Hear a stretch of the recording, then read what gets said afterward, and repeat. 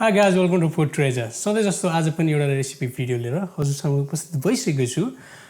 धेरै नै रिक्वेस्ट आएको स्पेशली फ्रेन्ड सर्कलबाट अनि त्यही भएर आज चाहिँ मैले किमा नुडल्सको चाहिँ रेसिपी लिएर आएको छु। सुरु गरौँ है त। इन्ग्रेडियन्टमा चाहिँ मसँग यहाँ चाहिँ ड्राई चिल्ली हैन, चिल्ली छ यहाँ। त्यसपछि थोरै मसला बेसार भयो। अनि यहाँ मसँग सल्ट छ।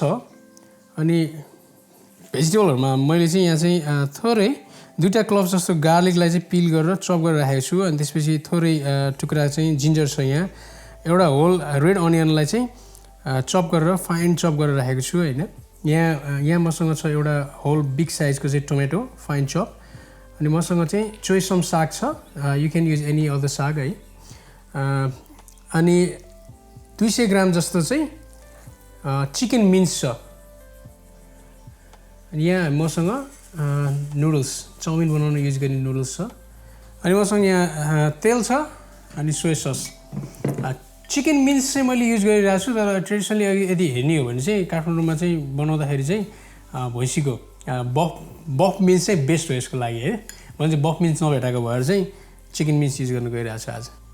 सबैभन्दा पहिला चाहिँ मैले चिल्ली ओइल बनाउन गइरहेको छु हैन। यसको लागि चाहिँ चिल्ली एकदम सिम्पल, धेरै थरी नहालिकन इजी स्टेप।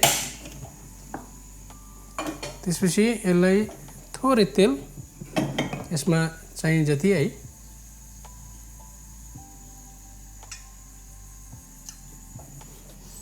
अनि यसमा थोरै सल्ट पनि हाल्दिन्छु।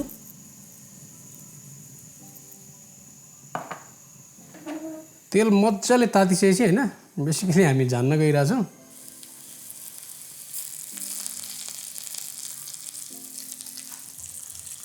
यो चाहिँ सेलाउँदै गर्छ, साइडमा हामी राखिदिन्छौँ, अहिले चाहिँदैन हामीलाई हैन। यो आगोमा एउटा प्यान बसाल्छौँ।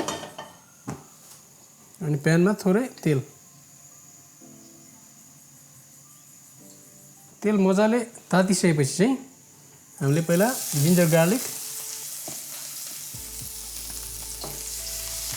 अनि जिन्जर गार्लिक हालेको एकैछिनमा हामीले यसलाई अनियन पनि फ्राई गर्छौँ है।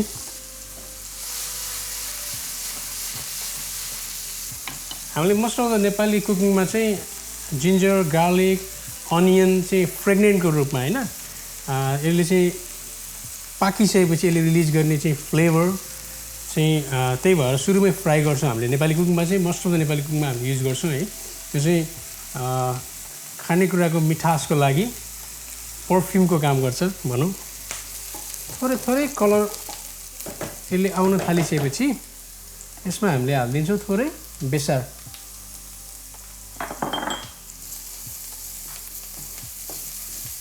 त्यसपछि हाम्रो जान्छ हाम्रो चिकन मिन्स हैन।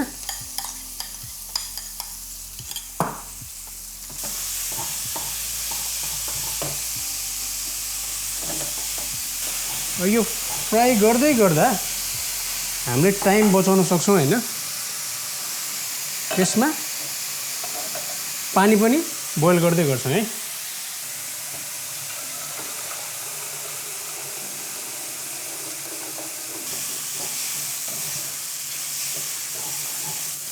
त्यसपछि मसला यसमा गयो, थोरै नुन,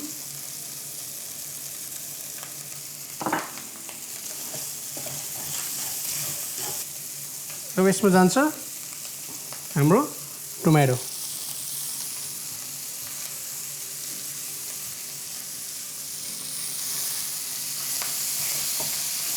त्यसपछि यसमा थोरै पानी हालिदिन्छौँ।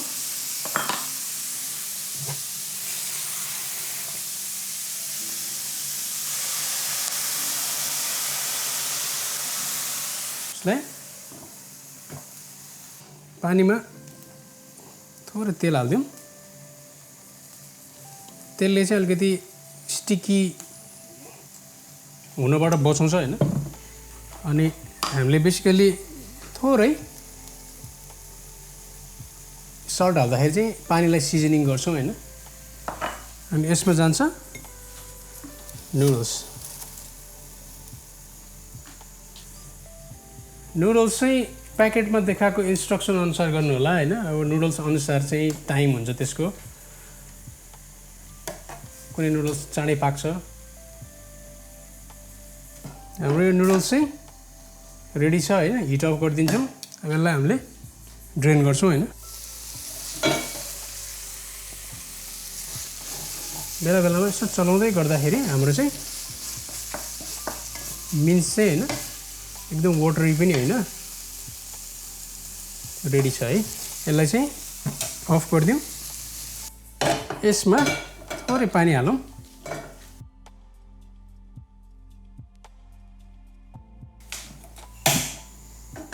अब यसलाई पानीमा एकैछिन ब्लान्च गर्छौँ हैन सागलाई थोरै सागहरू चाहिँ हल्का काँचो नै खान पनि हामीले सक्ने भएको कारणले गर्दाखेरि चाहिँ यो सागलाई चाहिँ पानीमा एकैछिन 1-2 मिनेट जस्तो मात्रै हालेर चाहिँ अलिकति सफ्ट बनाउँछु यस्तो यो हाम्रो रेडी हुन्छ अनि यसलाई अफ गरिदिउँ चाहिँ हामीले ब्लान्च गरेको है हाम्रो किमा नुडल चाहिँ हैन सबै कुरा रेडी छ एसेम्बल गर्न गइरहेको छु यसमा चाहिँ अघि सुरुमा बनाएर राखेको चाहिँ चिल्ली ओयल हैन 1 चम्चा जस्तो यस्तो त्यसपछि थोरै सोया सस ओइ थोरै नै हो यसमा चाहिँ जान्छ नुडल्स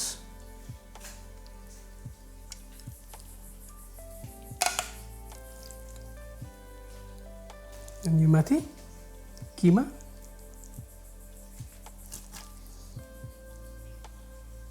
त्यसपछि हामीले ब्लान्च गरेको